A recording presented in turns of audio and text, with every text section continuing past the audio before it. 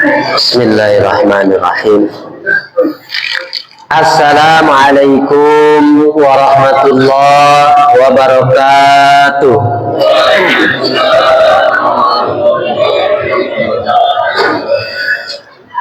Alhamdulillahilladzi hadana li hadza wa ma kunna linahtadiya laula an hadanallah. Asyhadu an la ilaha illallah wahdahu la syarikalah wa asyhadu anna Muhammadan abduhu wa rasuluhu la nabiyya ba'da.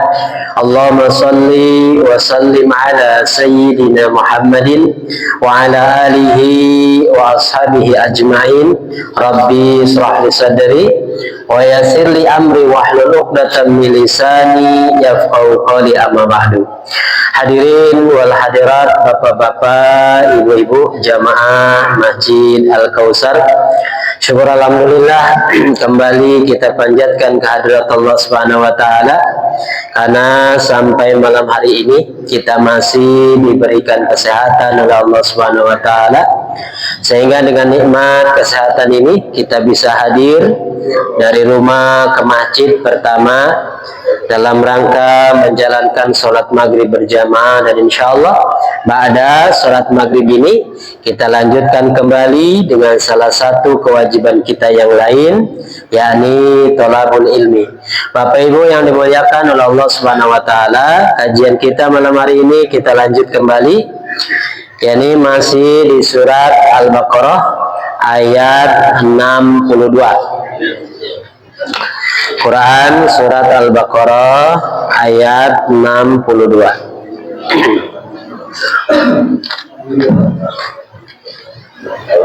Surat Al-Baqarah ayat 62.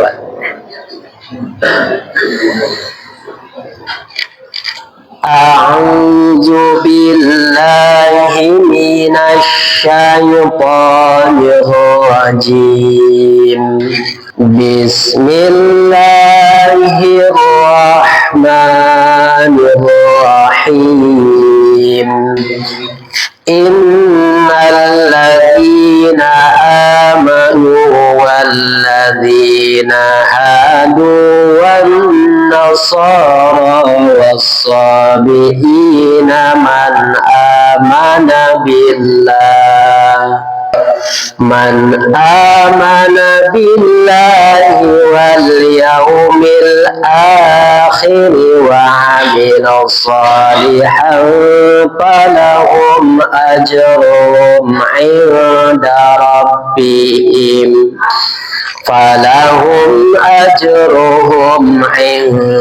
rabbihim wala khawfun 'alaihim wala hum yahzanun.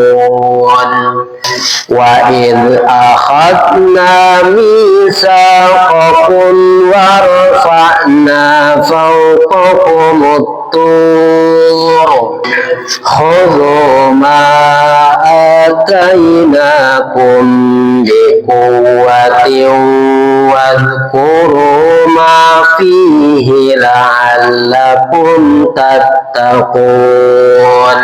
Summa tawallaytum min ba'di dzalika falawla fadlullahi 'alaikum wa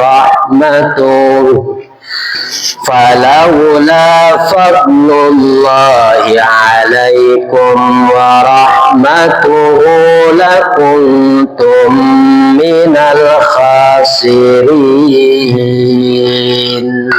Sadaqallahul azim.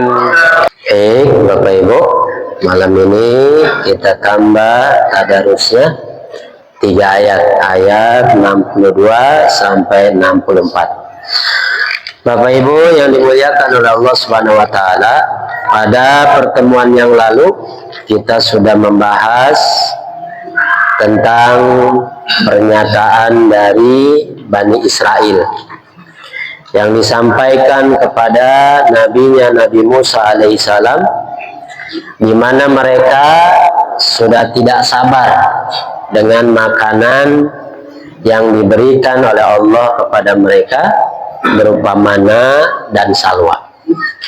Jadi kata mereka, ya Musa, lan nasbiru ala ta'ami wahid, fad'u lana rabbaka yukhrij lana mimma tumbitul ardu min baqliha wa qissaiha wa fumiha wa adasiha wa basaliha.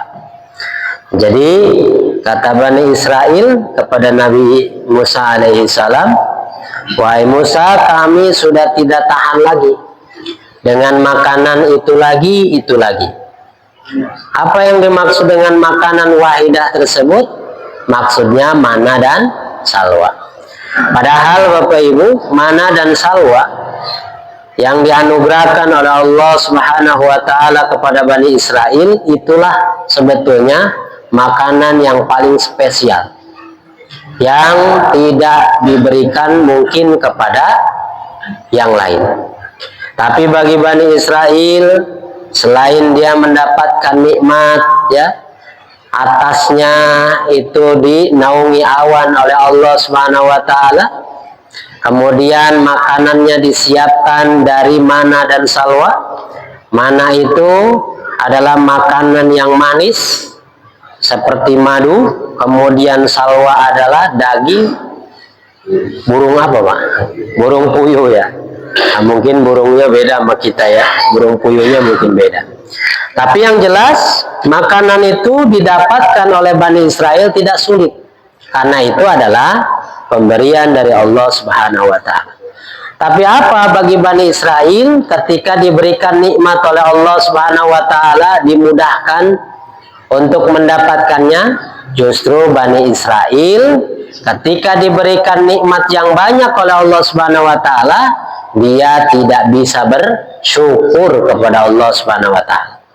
Akhirnya kalau orang kurang bersyukur, Pak, seberapapun nikmat yang diberikan kepadanya, niscaya dia meminta sesuatu yang lain.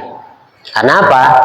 Karena nikmat tersebut menurutnya apa? Membosankan. Nah, makanya ketika mereka menyampaikan hal seperti itu, kata Nabi Musa alaihissalam, ya sudah, pergi saja ke sana. Maksudnya cari itu di kampung-kampung, di daerah-daerah, di kota-kota, di negeri-negeri. Apa yang kamu inginkan itu berupa sayuran, berupa mentimun, kacang adas, apa lagi, bawang putih, bawang merah, itu mudah didapatkan, tidak seperti mana dan salwa. Maka kata Nabi Musa, diingatkan, apakah kalian itu mau mengganti sesuatu yang baik dengan sesuatu yang kurang baik? Maksudnya mana dan salwa itu baik, tapi kalau diganti dengan sayur-sayuran dan sebagainya yang dia minta itu, ternyata itu tidak lebih baik dari mana dan salwa. Maka disitulah Bapak Ibu, karena Bani Israel ini kurang bersyukur, bahkan bisa dikatakan tidak mau bersyukur, maka kemudian Allah timpakan azab kepada mereka. Pertama apa? Pertama adzillah. Ini bisa berlaku kepada semua bangsa, semua orang, ya, semua kaum. Jadi kalau kaum itu sudah tidak mau mengindahkan apa yang Allah berikan kepadanya, bahkan tidak mau bersyukur, maka yang namanya nikmat tersebut akan diganti. Pertama berupa adzillah. Adzillah ini artinya kehinaan. Bapak Ibu, kalau kita ini sudah dicabut dari kemuliaan sehingga kita menjadi orang yang hina, maka kemanapun kita pergi, tetap yang namanya dia itu hina, ya hina saja. Yang kedua, wal maskanah, kemiskinan. Miskin harta, miskin hati.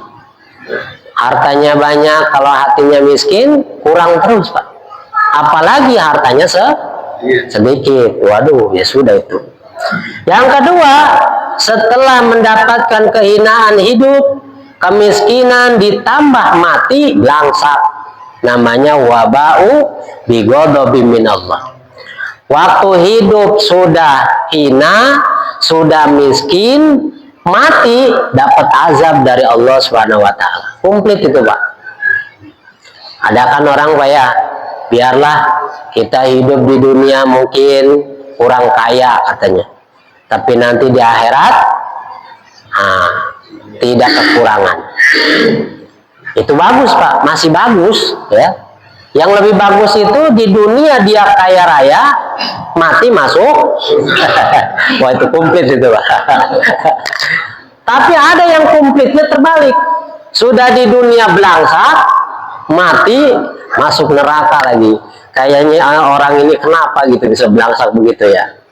Nah ternyata kuncinya, bukan kuncinya ya, dampak dari itu ternyata apa? Ya tidak mau bersyukur kepada Allah Subhanahu wa Ta'ala.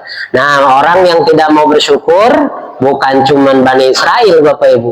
Boleh jadi kita termasuk orang yang kurang bersyukur. Makanya kita harus banyak-banyak mengevaluasi diri, melihat diri kita.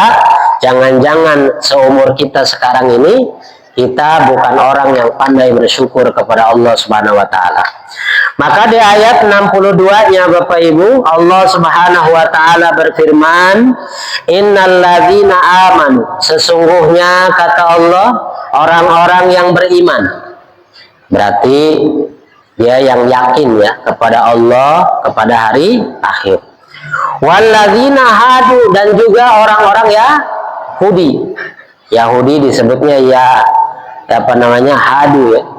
Wan nasara, dan juga orang-orang nasara. Wasabiin, dan orang-orang sabiin. Ada yang mengatakan sabiin ini Pak, orang yang tidak termasuk Yahudi dan Nasara. Dia memisahkan diri. Ada juga yang mengatakan dia ini adalah penyembah malaikat. Ada juga yang mengatakan bahwa sabiin ini orang yang menyembah para bintang apa tuh? Bintang-bintang ya. Nah itu dia. Kata Allah Subhanahu wa Ta'ala, innalladzina amanu walladzina hadu wan nasara wasabiina man amana billahi wal yaumil akhir wa amila salihan falahum ajruhum inda rabbihim. Orang-orang mereka itu maksudnya yang orang beriman, Yahudi, Nasara, Sabiin, ketika mereka beriman kepada Allah, beriman kepada hari akhir kata Allah, lalu dia beramal soleh, maka apa? Falahum, bagi mereka itu kata Allah, ajruhum, pahala inda rabbihim, di sisi Tuhannya. Nah, ayat ini bukan berarti semua agama itu benar Pak, bukan. Ada orang yang mengatakan ya semua agama itu Pak benar katanya. Nggak ada itu agama-agama itu memerintahkan kepada yang buruk, nggak ada. Mau agama Islam benar katanya kan. Agama selain Islam ABCD dan lain-lainnya itu juga benar, karena semuanya tidak ada yang memerintahkan mencuri, berzina dan sebagainya. Nah, mereka beranggapan bahwa itu dibenarkan oleh ayat ini. Sesungguhnya orang-orang yang beriman kata mereka, orang Yahudi ke, Nasrani ke, Majusi ke, kalau mereka benar-benar beriman kepada Tuhannya, beramal soleh, maka bagi mereka apa Pak? Pahala di sisi Tuhan. Nah, sehingga ada Pak yang mengatakan mau agamanya apapun katanya, bahkan ini orang besar Pak yang mengatakan seperti ini. Mau agamanya apapun, kalau dia muwahhid kepada Allah, maka dia akan masuk surga. Ya kalau muwahhidnya benar Pak. Apa sih muwahhid itu? Artinya mengesahkan Allah. Kalau agamanya apapun kemudian dia muwahhid kepada Allah, berarti masuk Islam namanya, mengesahkan Allah. Tapi kalau kemudian dicontohkannya, misalkan mohon maaf, ada orang agamanya nenek moyang lah, anggaplah ya, misalkan dinamisme, animisme ya. Animisme itu menganggap bahwa roh-roh nenek moyang yang sudah mati, dia itu akan membantu cucu-cucunya yang masih hidup. Makanya nyambat itu sering ada ya. Jadi dipanggil tuh orang-orang yang sudah meninggal, dipanggil sama dia, suruh makan, suruh apa gitu kan. Nah, kalau ada yang mengatakan apapun agamanya, baik itu dia menyembah nenek moyang, tapi kalau yang di pikiran dia itu bahwa nenek moyangnya itu Allah, maka itu namanya muwahhid katanya. Nah, ini susah dibenarkan, Pak. Kita kalau belajar akidah itu nggak usah yang susah-susah, karena memang urusan akidah itu Bapak Ibu dasarnya sudah jelas dari Allah, dari Nabi Shallallahu Alaihi Wasallam. Dalam urusan yang sifatnya gaib itu kita jangan bikin-bikin cerita, nanti salah. Orang yang beriman kepada Allah kalau mau menyampaikan hal-hal yang gaib, hari kiamat dan lain sebagainya, itu harus berdasarkan apa? Al-Quran dan hadis-hadis Nabi. Karena yang mengetahui tentang masalah yang gaib hanya Allah Subhanahu wa Ta'ala. Nabi kok bisa menyampaikan sesuatu yang akan datang? Itu disampaikan oleh Allah melalui lisan Nabi. Jadi kalau kita bikin-bikin cerita ya tentang apa namanya sesuatu yang gaib yang kita cocok-cocokkan lah, ini kalau tidak ada dasarnya, nah ini bisa terjadi yang namanya salah memahami, salah menyampaikan. Nah ini nanti akan berbahaya tentunya. Maka ada orang yang mengatakan bahwa semua agama itu benar, nih katanya dasarnya. Padahal bukan itu, Pak. Nah, di dalam ayat ini, innalladzina amanu, orang-orang yang beriman, orang-orang Yahudi, orang-orang Nasara, orang-orang Sabiin, kalau dia beriman kepada Allah, maksudnya apa? Dia mengikuti syariat Nabi Sallallahu Alaihi Wasallam dalam beriman kepada Allah. Orang Yahudi hidup di zaman Nabi, Pak. Diajarkan Islam oleh Nabi. Sampaikan kepada mereka Islam. Kalau mereka beriman, maka itulah masuk ayat ini. Orang Nasara juga ada di Yasrib dulu, sudah ada. Diajarkan, disampaikan, didakwahi tentang Islam itu. Kalau mereka menerima ajaran Nabi Shallallahu Alaihi Wasallam, karena ajaran Nabi itu sesuai dengan Taurat maupun Injil, kemudian mereka menerima, maka itulah yang disebut dengan man amana billah wal yaumil akhir. Jadi syaratnya tetap, Pak. Amal soleh yang diterima oleh Allah, syaratnya harus apa? Beriman berdasarkan syariat Nabi Shallallahu Alaihi Wasallam. Kalau itu di zaman Nabi Muhammad. Tapi kalau di zaman Nabi Musa, ya syariatnya Nabi Musa, keimanannya, cara beribadahnya seperti yang diajarkan oleh Nabi Musa alaihissalam. Kalau hidupnya di zaman Nabi Isa, maka harus mengikuti akidahnya Nabi Isa, kemudian cara beribadahnya Nabi Isa dan seterusnya. Tapi kalau hidup di zaman Nabi Muhammad, apapun golongannya, apapun keyakinannya, kata Allah kalau dia mau menerima ajaran Nabi yang disampaikan oleh Nabi Muhammad SAW, maka itulah yang akan mendapatkan pahala di sisi Allah Subhanahu wa Ta'ala. Jadi bukan semua agama itu benar, Pak. Atau salah ngomong juga, Islam itu adalah agama yang paling benar. Nah, salah juga itu, Pak. Awas, kita kalau ngomong kayak gitu jangan sampai Islam adalah agama yang paling benar. Kalau paling benar berarti ada yang benar. Maka udah cukup Islam itu adalah agama yang benar, yang diridhoi oleh Allah Subhanahu wa Ta'ala. Kalau Islam agama yang benar, yang diridhoi oleh Allah, yang lain tidak benar, tidak diridhoi oleh Allah Subhanahu wa Ta'ala. Ya, nanti kita ketemu ayatnya. Itu di Quran surat Ali Imran. Belum ketemu, Pak, sekarang. Kita baru Al-Baqarah ayat 62. Masih ada 200 lebih. Kita baru 62 ayat. Waduh, kayaknya Pak kayak naik gunung apa? Udah jatuh bangun ya. Padahal baru 62 ayat, ngajinya udah jatuh bangun. Belum satu surat ya. Kalau udah satu surat Al-Baqarah, wah Pak, kita udah punya titel 1S di dalam Al-Quran. Kalau udah masuk ke apa namanya surat Ali Imran, berarti sudah 3S. S3 kan kita udah doktor ya Pak. Kalau udah 3S udah banyak gitu Pak. Nanti kalau sudah masuk lagi surat An-Nisa, berarti sudah S-nya 4. Kalau sudah masuk Al-Maidah, baru S-nya 5. Mantap itu. Udah S5 ya. Nah, naik lagi Al-An'am, naik lagi Al-A'raf, naik lagi Al-Anfal, naik lagi At-Taubah, naik lagi. Waduh, kok banyak ya? Nah, nanti yang belum kenal sama surat-surat Al-Baqarah boleh kenalan Pak. Nanti kenalan ya. Jadi kalau udah kenal 114 surat, luar biasa hidup kita ini rasanya gimana gitu ya. Baik.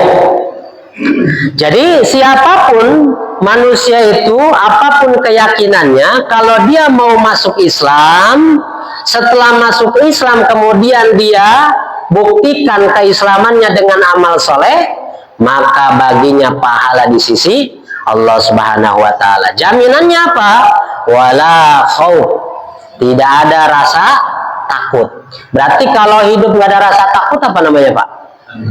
Tenang, apa berani lawannya? Ya, kalau hidup tidak ada rasa khawatir, rasa takut, berarti hidupnya tenang, santai saja. Maksudnya santainya santai apa Pak? Nyaman saja. Kata orang, oh BBM naik, kita biasa aja. Ada dibeli, nggak ada ya sudah. Ya. Terus katanya beras naik, biasa saja. Ternyata kita kalau masih hidup masih bisa makan ya. Nah, beda sama orang yang terlalu melampaui batas tuh pikirannya. Wah, BBM naik udah stres, beras naik stres, waduh, banyak stresnya tuh Pak. Kenapa kok bisa begitu? Karena keimanannya kurang, tipis. Ditambah lagi amal solehnya, fastabiqul khairatnya, itu juga kurang semangat. Maka siapa yang beriman kemudian dia mengamalkan imannya dalam amal soleh, maka jaminan pertama hidupnya tentram, aman, damai. Wala khaufun alaihim. Yang kedua, walahum yahzanun, tidak akan bersedih Pak. Apa yang ditinggalkan, apa yang terlewat dari dunia ini, nggak usah sedih ya. Yang sedih itu kalau kita kelewat yang namanya apa? Kewajiban kita. Kalau kita sampai kelupaan nggak sholat, nah itu sedih tuh. Aduh, gimana ini ya? Lewatnya sampai 4 waktu, wah itu mah bukan sedih itu mah ya. Emang doyan gitu ya begitu.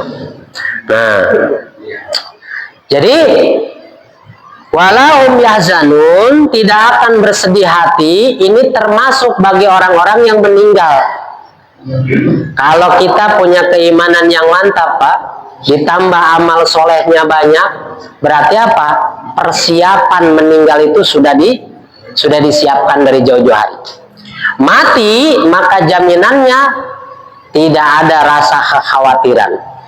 Yang ditinggalkan seperti istri, kita nggak bersedih meninggalkan istri. Kenapa? Karena istrinya sudah soleha. Kita meninggalkan anak-anak, ada yang anaknya 2, 3, sampai 12 juga ada. Tapi kalau 12-12-nya itu soleh-soleha, nggak usah sedih. Kenapa? Karena orang soleh itu tidak akan kesulitan ketika hidup di dunia. Nah, yang bersedih itu kata Allah, kalian meninggalkan anak keluarga dalam keadaan dhaif. Dhaif itu apa sih Pak? Lemah, imannya lemah, beramal solehnya lemah, ya. akalnya lemah, pendidikannya lemah, apalagi ya lemah semuanya, ekonominya lemah. Makanya kalau pas mau meninggal mikirin, tapi jangan sampai melampaui batas juga, Pak. Udah mau sakaratul maut, yang ada di otaknya, Pak, duit, kontrakan, apa lagi. Nah, saya pernah itu jenguk, Pak, jenguk orang. Nah, pas saya jenguk, satu orang doang yang boleh masuk. Kata saya, gimana saudaraku, apa yang dirasa? Oh, kata dia, ngobrol kemana dia, ngomongnya susah. Nanyain, itu kontrakan yang kemarin yang kamu buat udah jadi belum? Ngapain nanyain kontrakan? Saya nanya gimana rasanya, apa yang dirasa, sakit atau apa. Dia malah balik nanya, kamu kemarin bikin kontrakan udah jadi belum, katanya kontrakan. Ke kontrakan ya, Pak. Makanya mungkin tuh kalau ada cerita, ya orang mau meninggal itu mulutnya itu kemana? Balak 3, balak 6, mungkin itu kebiasaannya tuh. Makanya kalau orang mau meninggal itu harus ditalkini, diarahkan supaya lisannya membaca kalimat la ilaha illallah. Ya, banyakin saja, ya. Ajari saja tuh orang-orang yang sedang sakaratul maut, kata Nabi, ya, kalimat la ilaha illallah. Siapa yang matinya akhir kalamnya itu dengan mengucapkan kalimat la ilaha illallah, dakhalal jannah. Tapi ternyata dipraktekin berat tuh, Pak. Mohon maaf, saya beberapa kali orang yang akan meninggal itu ditalkinin, ya Pak. Pegang kepalanya, diangkat sambil talkinin. Dari sekian orang yang kita talkini itu susah sekali. Kenapa? Lidahnya sudah keras, lisannya sudah keras. Barulah saya itu merasakan nikmat besar, Pak. Kita masih belum begini nih. Ketika mengucapkan la ilaha illallah itu mudah. Tapi kalau sudah sakaratul maut mengucapkan kalimat la ilaha illallah susah. Nah, makanya pelajarannya apa sih? Jangan nunggu sakaratul maut mengesahkan Allah Subhanahu wa taala. Masih hidup, masih seger buger, jalankanlah. Makanya kan disebutkan, ya Pak, ya, Abdul zikri fa'lam annahu la ilaha illallah. Itu Al-Quran, Pak, ya. Abdul zikri fa'lam annahu la ilaha illallah. Jadi sebaik-baik zikir itu pelajarilah oleh kalian fa'lam annahu la ilaha illallah. Jadi kalimat thayyibah itu harus dipelajari, ya. Nah, ini dia. Maka di sini Bapak Ibu, orang-orang yang beriman, kemudian kaum Yahudi, Nasara, Wasabiin, ketika mereka mau menerima ajaran Islam, kemudian dia beramal soleh, maka dia akan mendapatkan pahala di sisi Tuhannya, di sisi Allah. Wala khaufun alaihim walahum yahzanun. Maka kita pun masuk di dalamnya, Pak. Berarti kalau kita beriman kepada Allah, beriman kepada hari akhir, dan kita gemar beramal soleh, gak usah takut, Allah tidak akan menyia-nyiakan amal soleh kita. Dan jaminannya hidup kita itu akan diberikan keamanan, kenyamanan, dan juga tidak ada kekhawatiran dan sebagainya. Ini adalah janji Allah Subhanahu wa taala. Wa id akhadna mitsaqakum wa rafa'na fawqakumut tur. Dan ingatlah, kata Allah, ketika kami mengambil janji yang sudah dikuatkan. Wa rafa'na, kemudian kami angkat. Apa yang diangkat? Fawqakumut tur. Gunung Turnya itu di atas kepala. Nah, ini bahasa Al-Quran, ya. Jadi ini pelajarannya begini, Pak. Allah itu mengajarkan kepada Bani Israel tentang apa? Janji-janji yang mereka ikrarkan bahwa mereka tidak akan menyekutukan Allah, bahwa mereka akan beribadah kepada Allah Subhanahu wa taala, banyak tuh. Ya. Nah, kemudian kata Allah, kami angkat di atas kalian itu gunung Tur. Maksudnya apa? Kalau kalian ingkar janji, tidak mau melaksanakan janji yang telah kalian ambil kepada Allah Subhanahu wa taala, maka apa? Maka gunung itu akan ditimpakan. Ini sejalan Pak, maksudnya dengan bahasa kita. Kalau kita ini umat Islam tidak mau sholat, tidak mau melaksanakan ibadah-ibadah ya, baik itu yang wajib maupun yang sunnah, maka apa? Maka siap-siap seakan-akan gunung Tur itu akan ditimpakan kepada kita. Artinya apa? Bahwa ketika orang itu tidak mau melaksanakan ibadah, siap-siap akan diazab oleh Allah Subhanahu wa taala. Pernah dengar Pak? Desa Legitang? Pernah dengar? Tahun berapa itu? 1950 apa berapa itu? Nah, saya itu dapat cerita dari saudara yang tinggal di Wonosobo. Katanya ada satu desa yang satu malam itu hilang. Benar nggak sih itu? Kemudian saya cek tuh di YouTube. Benar nggak sih? Dapat cerita itu. Saya dapat cerita dari orang sana. Kemudian di YouTube juga ada tuh menjelaskan bahwa di Indonesia pernah ada satu desa itu satu malam hilang. Kenapa?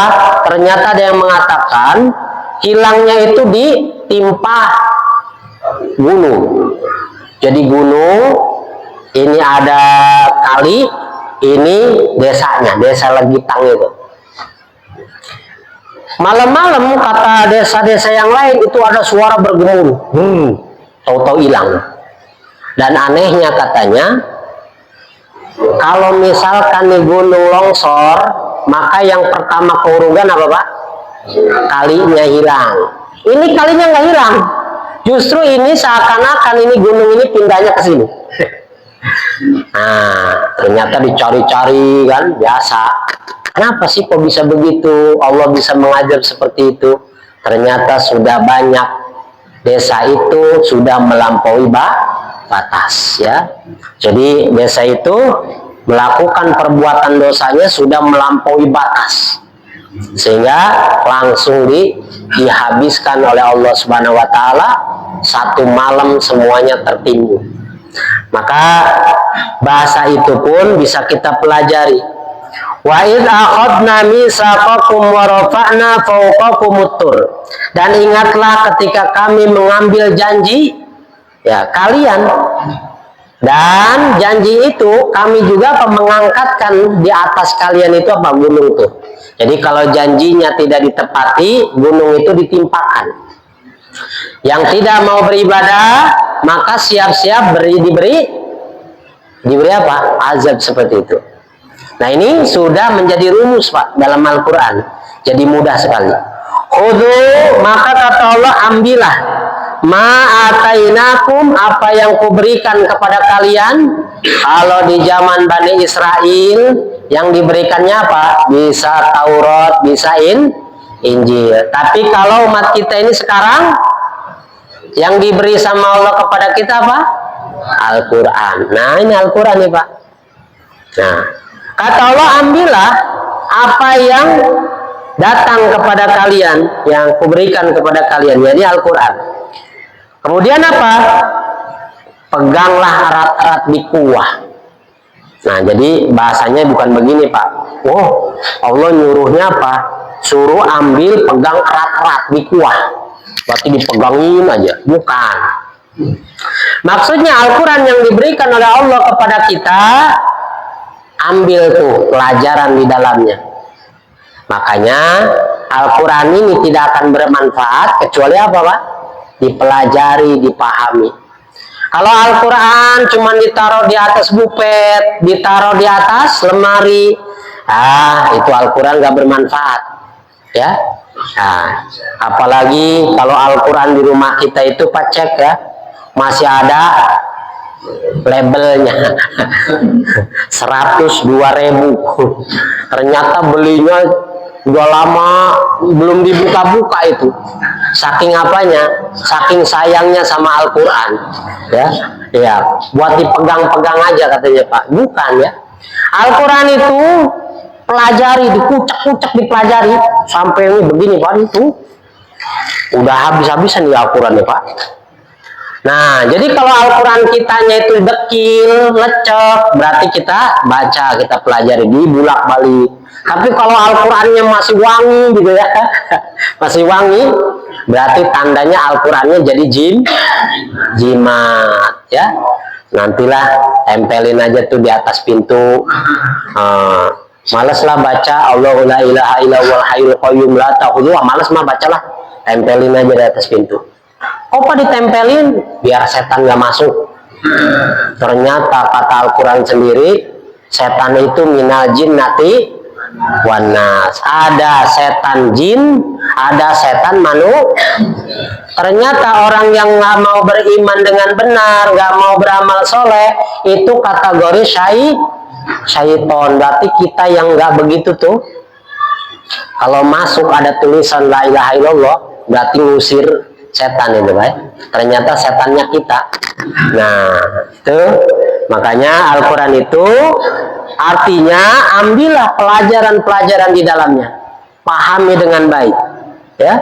Wadhkuru ma fihi, ingatlah, bisa yang namanya wadhkuru ma fihi, apa yang ada di dalamnya boleh dihafal sama kita. Makanya Al-Quran itu ada yang membaca, ada yang menghafal. Saking banyaknya yang hafal Quran, satu huruf pun yang menyelewengkan Al-Quran pasti ketahuan. Saking hafal. Tapi kalau kitab-kitab lain belum tentu Pak dihafal seperti Al-Quran ya. Karena itu adalah janji Allah, Allah yang menurunkan, Allah yang menjaga. Bagaimana cara menjaga Al-Quran Allah? Itu dimudahkan umat Islam ini menghafal Quran ya. Ada nggak sih ayatnya yang mudah itu begitu Pak? Ada di Quran surat apa tuh? Itu sampai 2 kali tuh ya disampaikan tentang kemudahan bagi orang-orang yang mau membaca Al-Quran.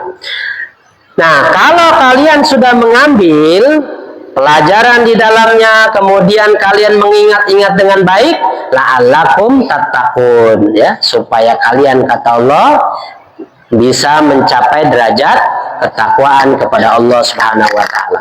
Nah, Bapak Ibu, kalau ada yang bertanya gini, ngapain sih kita ngaji? Gini-gini aja kayak anak kecil gitu kan ya. Nah, ini salah satu jawabannya. Kenapa kita ngaji? Nih jawabannya. Perintah Allah supaya kita memahami Al-Quran, mengingat pelajaran di dalamnya, supaya kita menjadi orang-orang yang bertakwa. Insya Allah Pak, kalau kita ini walaupun tadi saya sebutkan ngajinya masih ya jatuh bangun, tapi kalau terus kita diikuti terus tuh, niscaya kita akan menjadi apa? La'allakum tattaqun, menjadi orang-orang yang bertakwa. Jadi beda Pak, orang yang suka ngaji sama orang yang nggak pernah ngaji.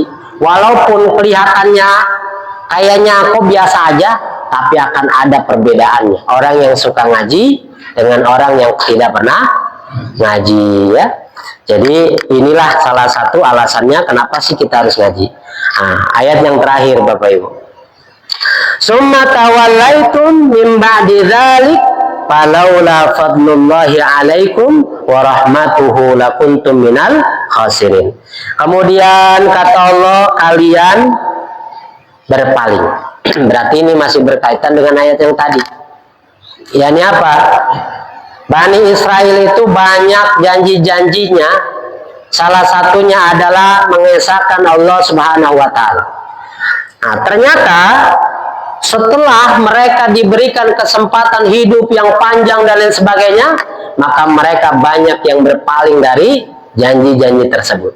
Sama Pak kita ini. Kita nggak usah ngomongin Bani Israel deh, kayaknya terlalu jauh. Untuk kita saja. Kita ini kalau ditanya kira-kira kapan kita ini mulai syahadat, Pak? Coba.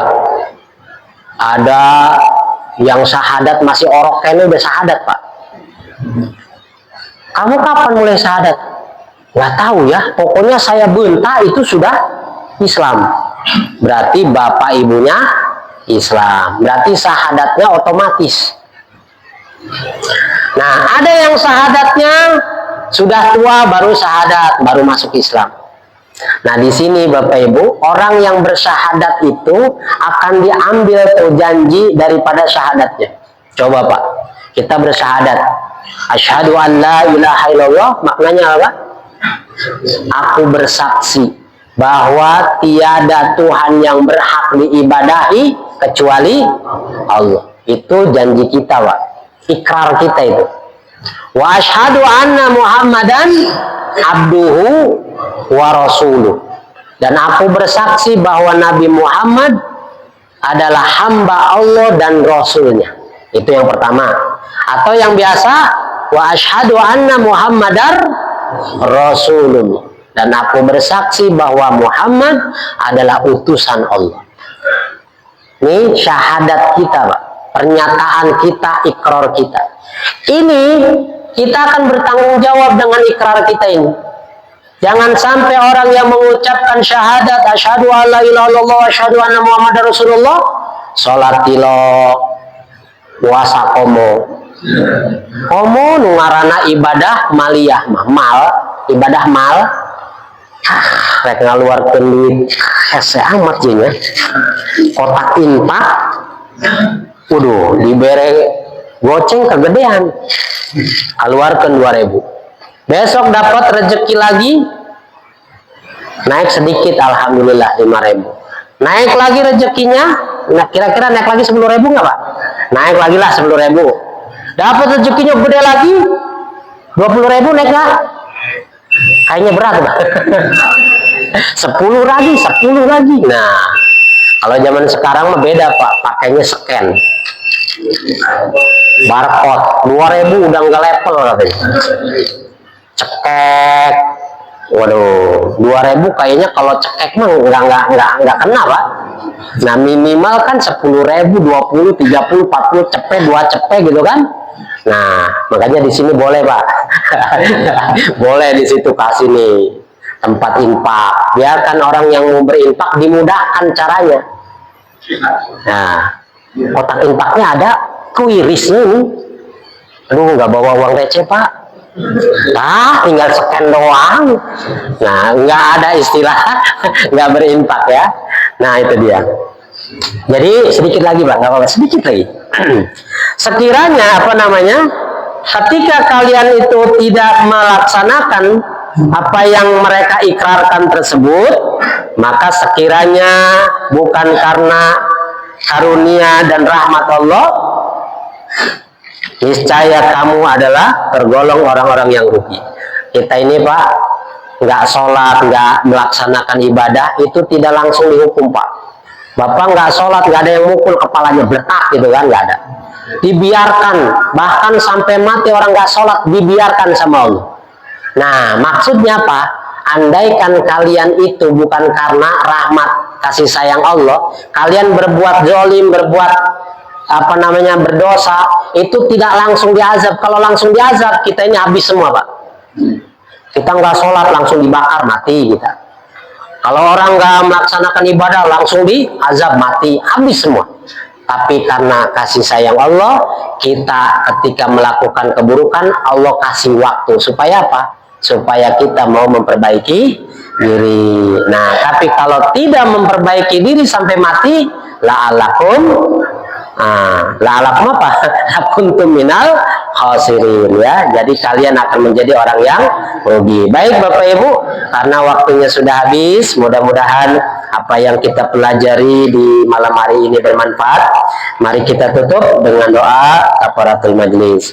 Subhanakallahumma wa bihamdika asyhadu an la ilaha illa anta astaghfiruka wa atubu ilaik. Wassalamualaikum warahmatullahi wabarakatuh.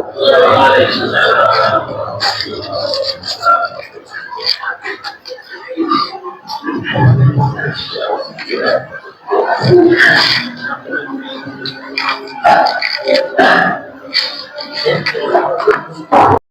Nabi salam alaika, Ya Rasul salam alaika, Ya Habib salam alaika, salawat